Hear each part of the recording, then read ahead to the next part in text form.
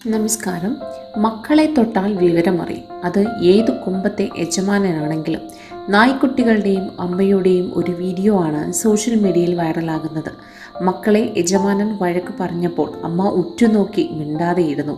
ശരിയാണ്, മക്കൾ തെറ്റ് ചെയ്തുവെന്ന് ആ അമ്മയ്ക്കറിയാം. പക്ഷേ പരിധി വിട്ട് മക്കളെ ഉപദ്രവിക്കാൻ തുടങ്ങിയപ്പോൾ ഏതമ്മയെയും പോലെ ആ അമ്മയും തനി സ്വരൂപം പുറത്തെടുത്തു.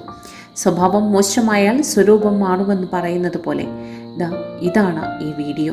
ഇപ്പോൾ സോഷ്യൽ മീഡിയയിൽ ഏറെ ശ്രദ്ധിക്കപ്പെടുകയാണ് ഈ വീഡിയോ. ഇതിനോടകം തന്നെ ഈ വീഡിയോ വൈറലായി മാറിക്കഴിഞ്ഞിട്ടുണ്ട്.